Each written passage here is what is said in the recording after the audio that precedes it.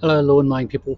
Today I'm going to talk about what to do if someone requests a discount on lawn mowing and how this can possibly help your business, but in the long run, it's probably not that good. Now, what to do if someone requests a discount? Yeah, we all hate this moment. You've finished quoting on a lawn, you've wandered around, you've had a look at it, and you give them a quote, and then they ask for a discount, and somehow you may feel that that's kind of rude of them to ask, but you still have to deal with it. And I always find it hard to say no, although I know that if they ask for a discount, this is what I'm going to end up ultimately telling them.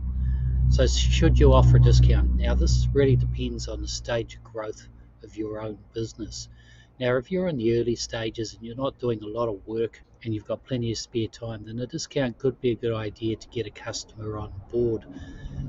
Whereas if you're really, really busy, then you should never offer a discount because a discount comes straight off your bottom line. Now, when a discount might work. So you could take on a job that's a short-term job and just do it until a better job comes along. As long as the discount isn't too big, then that's not really a problem, and it does help you fill your time. So that is one way of doing it. And when you do not discount is for when you start filling up, because there's only one of you have a limited amount of time and you can only do so much work, so your time is precious. Now, what happens when you offer a discount? This is the rub, really.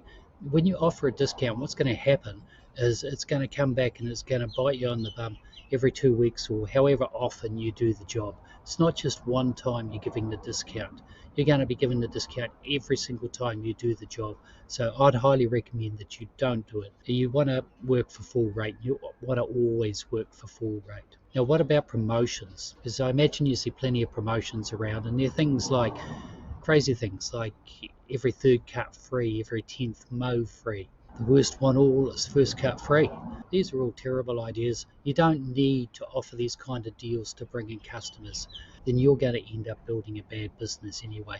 The kind of client that is attracted by a discount is not necessarily the kind of client that you want. So how do you politely deal with a discount request? If you're going to decline a request for a discount, you want to keep in mind that you don't want to be rude about it because you don't want bad reviews, and that's always the thing that can happen these days. And here's a few methods that I use to decline discounts these days. One of them is increase the price. Now, this might sound kind of mad, but what I actually do is if I go and look around the lawn and they say to me, hey, I'd like a discount, then what I'll do is I'll say, I'll have another look at the lawn and I'll tell you what I think. And then I'll go round and I'll come back, and if I quoted 45 for the lawn, when I come back I'll go 55. I'll say it's slightly bigger than I thought it was, and now that I've had another look at it, I think it's going to take me longer, so the price is going to have to be $55. And they'll go, what? Because they were 45 and they wanted to get down to 40 or something. So what they actually end up doing a lot of the time is they negotiate their way down to your original offer. So they'll say, oh, I'll give you 45, and then you can say, okay, well, I'll accept that. Yeah, we'll do it, because 45 is your original quote anyway. So that is a good way to deal with a request for a discount. Just increase the price. Now, another thing is to offer a mulch. You could offer to do it without a catcher, without taking the grass away, and you could just do a mulch cut.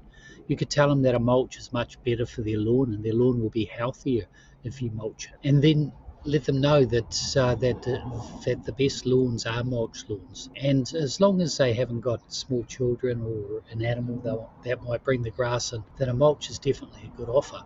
And you can reduce the price for a mulch because you're not going to be catching the grass and you're not going to be taking it away. Now, another thing is the three mows rule.